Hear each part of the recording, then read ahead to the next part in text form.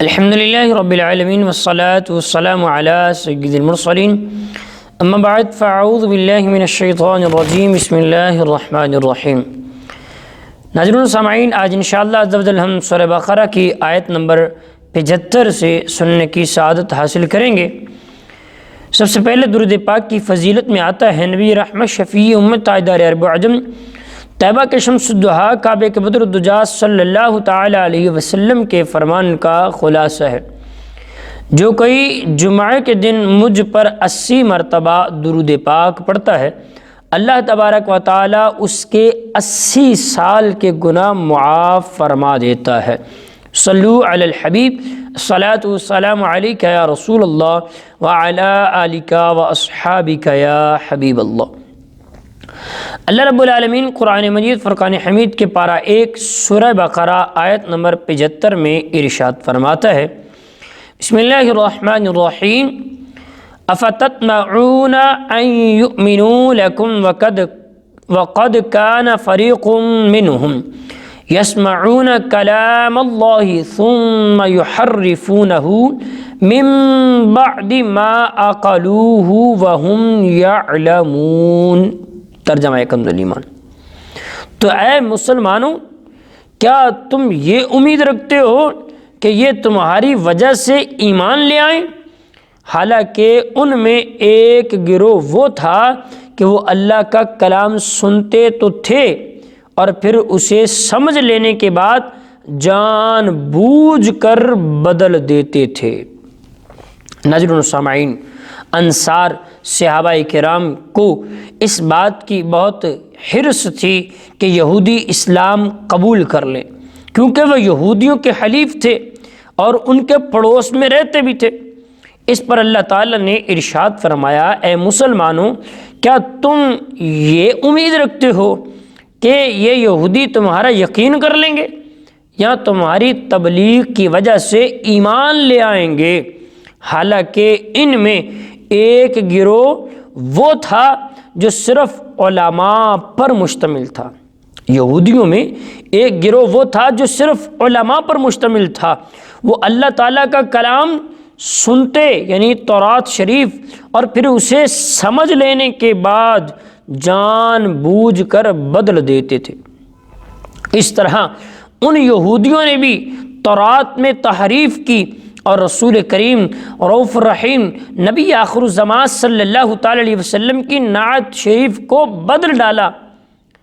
ایسے لوگ کہاں ایمان لائیں گے؟ لہٰذا تم ان کے ایمان کی امید نہ رکھو۔ ناظرین و سامعین، اس سے پتہ چلا کہ عالم کا بگڑنا عوام کے بگڑنے سے زیادہ تباہ کن ہے، کیونکہ عوام علماء کو اپنا ہادی اور رہبر سمجھتے ہیں۔ وہ علماء کے اقوال پر، ان کی باتوں پر عمل کرتے ہیں اور ان کے افعال کو دلیل بناتے ہیں، اور جب علماء ہی کے عقائد اور اعمال میں بگاڑ پیدا ہو جائے تو عوام راہ ہدایت پر کس طرح چل سکتی ہے؟ اور کئی جگہ پر شاید علماء یہ عالم کہلانے والوں کی ہی بدعملی کا نتیجہ ہے کہ آج لوگ دیندار طبقے سے متنفر ہو رہے ہیں اور ان کے خلاف اپنی زبانیں کھولتے ہیں۔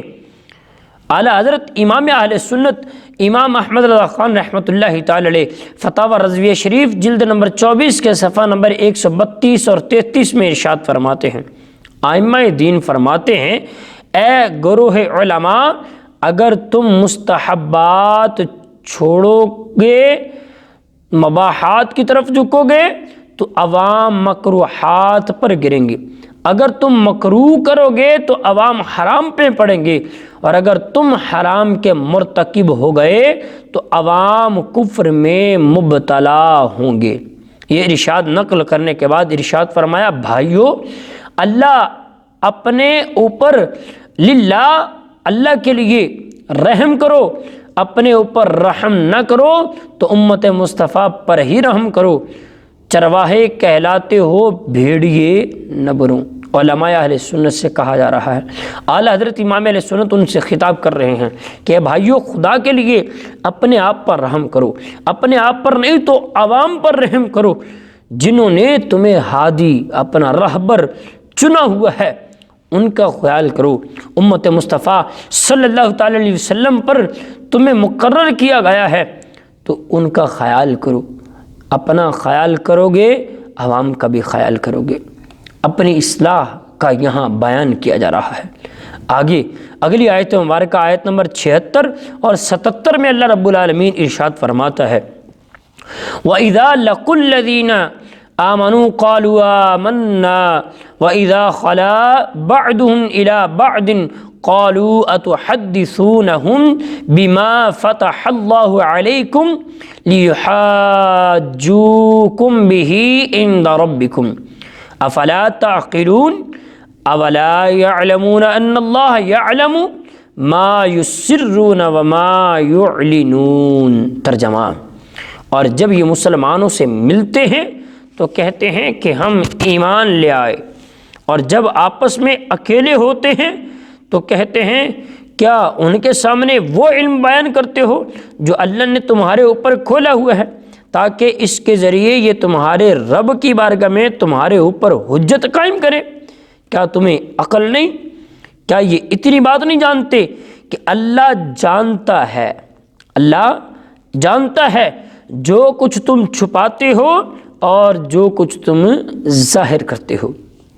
ناظرین و سامعین، حضرت عبداللہ ابن عباس رضی اللہ تعالیٰ عنہ فرماتے ہیں یہودی منافق جب صحابہ کرام سے ملتے تو ان سے کہتے کہ جس پر تم ایمان لائے اس پر ہم بھی ایمان لائے ہیں، تم حق پر ہو اور تمہارے آقا محمد مصطفیٰ صلی اللہ علیہ وسلم سچے ہیں، ان کا قول حق ہے، ہم ان کی نعت صفت اپنی کتاب تورات میں پاتے ہیں۔ جب یہ سرداروں کے پاس اپنوں کے پاس جاتے تو وہ ان منافقوں کو ملامت کرتے ہوئے کہتے کیا تم مسلمانوں کے سامنے ان کے آقا و مولا سیدنا محمد مصطفیٰ صلی اللہ تعالیٰ علیہ وآلہ وسلم کے بارے میں وہ باتیں بیان کرتے ہو جو اللہ تعالیٰ نے تمہاری کتاب میں بیان کیے ہیں تاکہ وہ اس کے ذریعے دنیا اور آخرت میں تمہارے اوپر حجت قائم کرے؟ کہ جب آقا علیہ الصلوۃ والسلام محمد مصطفیٰ صلی اللہ علیہ وسلم کا نبی برحق ہونا تمہاری کتابوں میں موجود ہے تو تم نے ان کی پیروی کیوں نہ کیوں؟ کیا تمہیں عقل نہیں کہ تمہیں یہ کام نہیں کرنا چاہیے؟ پڑھا بھی ہے، علماء یہود کے جانتے بھی تھے نبی آخر الزمان صلی اللہ علیہ وسلم یہی ہیں، پھر بھی فرمایا تمہیں عقل نہیں، تم کیوں ایمان نہیں لاتے؟ تمہیں پتہ بھی ہے پھر تم یہ انکار والے کام کیوں کرتے ہو؟ اس سے پتہ چلا کہ حق کو چھپانا اور سرکار دو عالم صلی اللہ علیہ وسلم کے اوصاف کو چھپانا اور ان کے کمالات کا انکار کرنا یہ یہودیوں کا طریقہ ہے۔ سرکار کی نعت و صفت کو چھپانا، سرکار دو عالم صلی اللہ علیہ وسلم کی نعت و صفت کو بیان نہ کرنا، صحیح طریقے سے اس کا ادراک نہ کرنا، کریم آقا علیہ الصلوۃ والسلام کی نعت و صفات کو عوام کے سامنے اچھے طریقے سے بیان نہ کرنا یہ یہودیوں کا طریقہ ہے۔ اگلی آیت مبارکہ آیت نمبر 78 میں اللہ رب العالمین ارشاد فرماتا ہے وَمِنْهُمْ أُمِّيُّونَ لَا يَعْلَمُونَ الْكِتَابَ إِلَّا أَمَانِيَّ وَإِنْهُمْ إِلَّا يَظُنُّونَ۔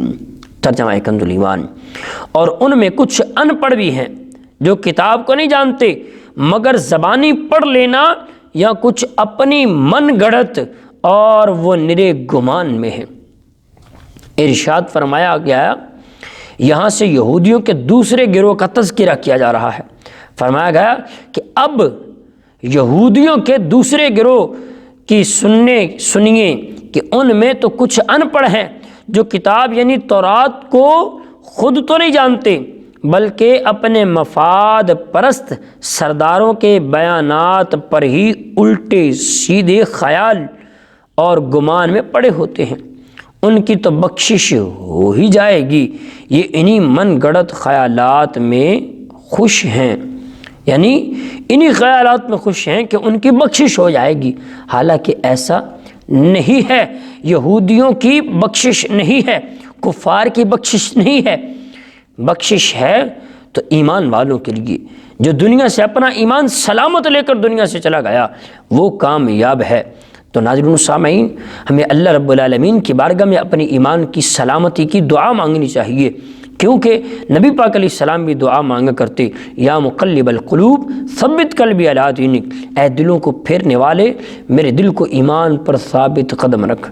تو ہم تو امتی ہیں، ہمیں بھی چاہیے ایمان کی سلامتی کی فکر کرنی چاہیے۔ اللہ تبارک و تعالی ہمیں عمل کرنے کی توفیق عطا فرمائے، آمین بجاہ نبی الامین صلی اللہ